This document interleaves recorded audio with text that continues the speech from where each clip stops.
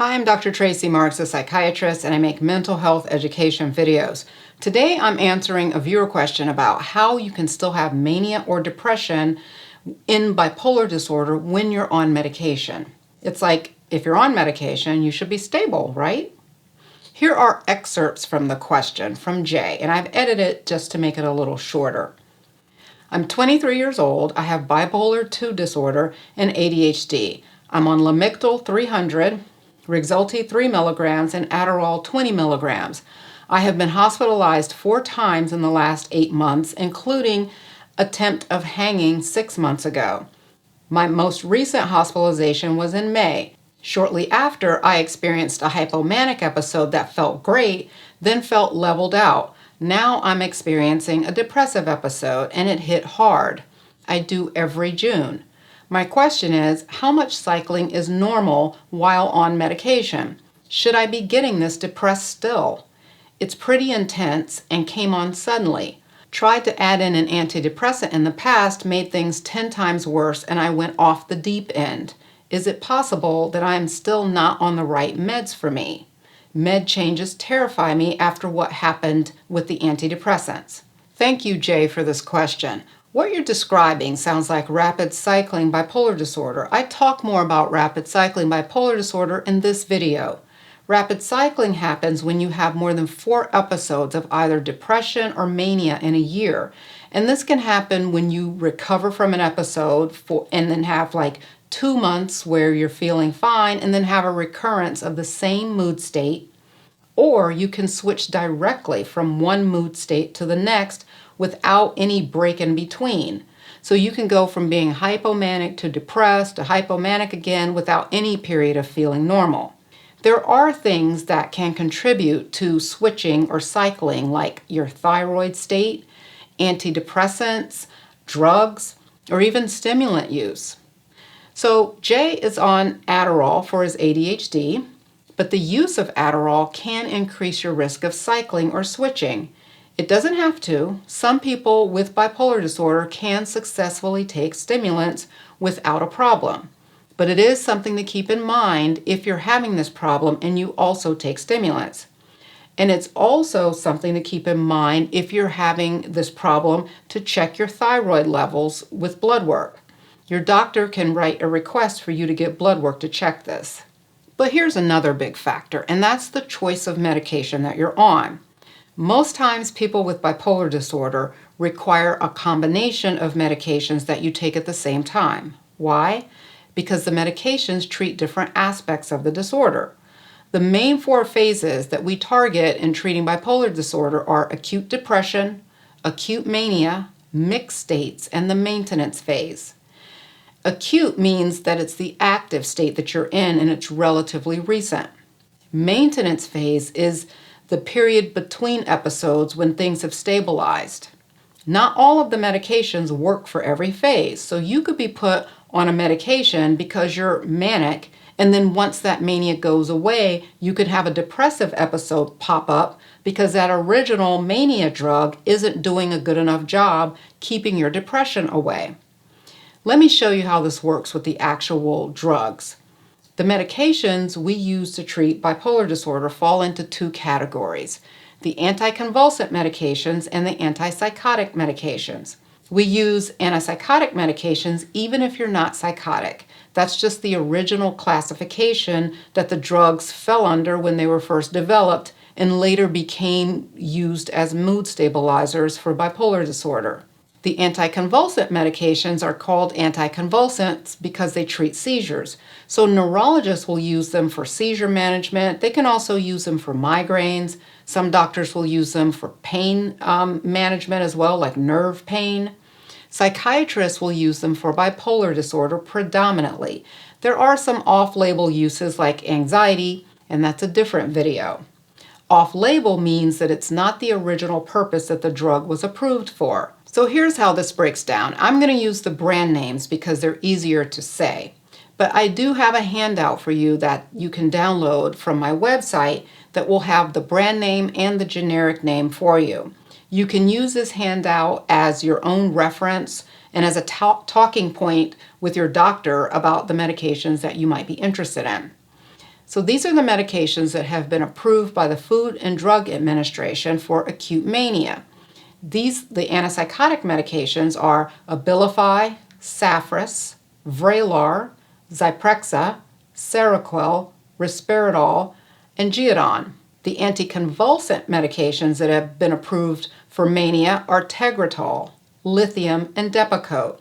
And technically, lithium is not an anticonvulsant. It's really in its own category.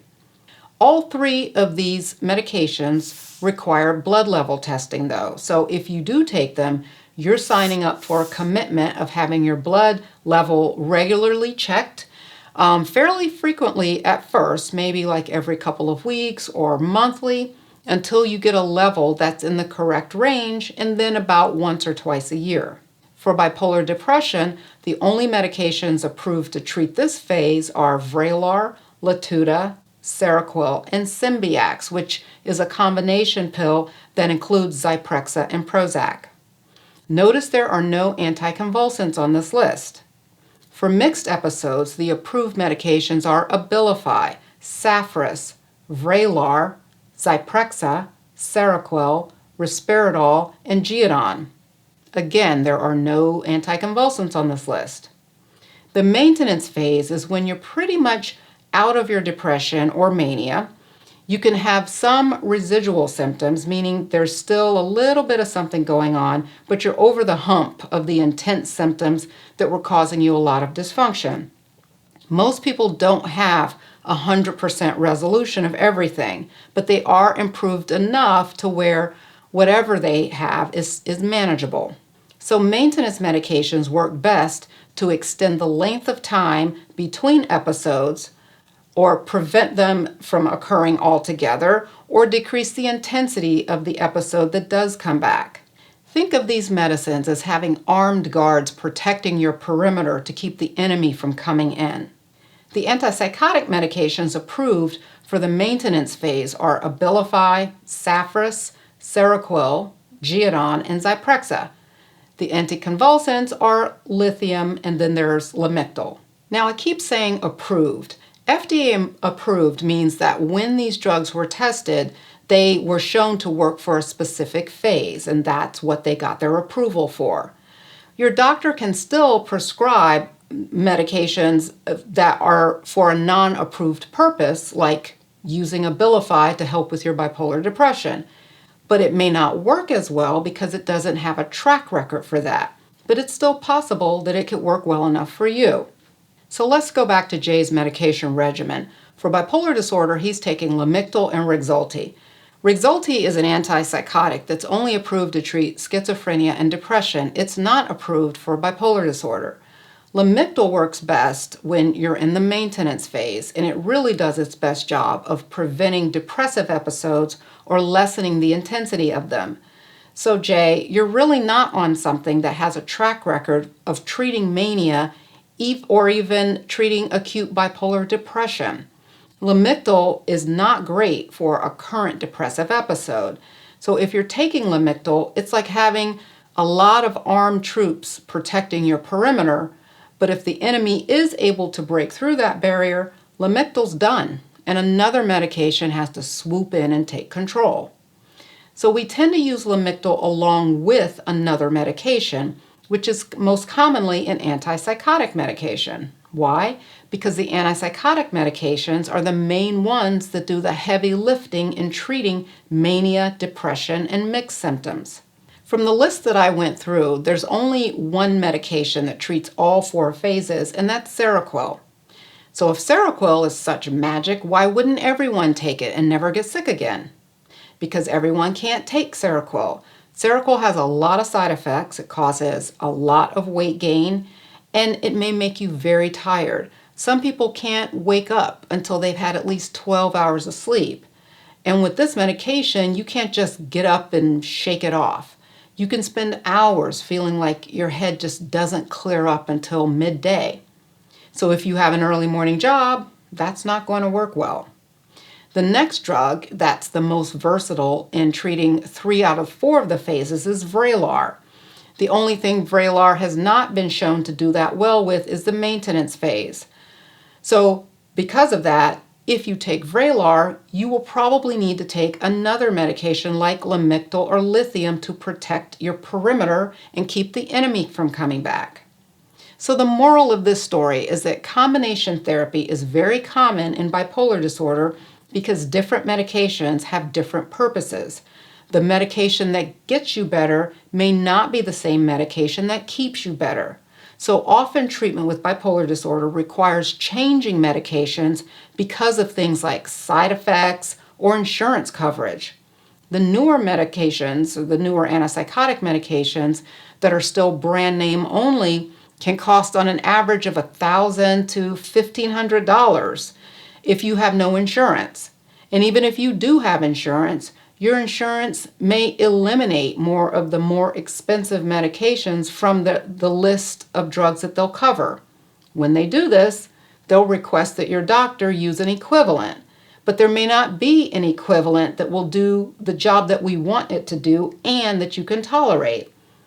Gaining 50 pounds is not a minor side effect, and it's very appropriate to eliminate that medication from your available list because of that.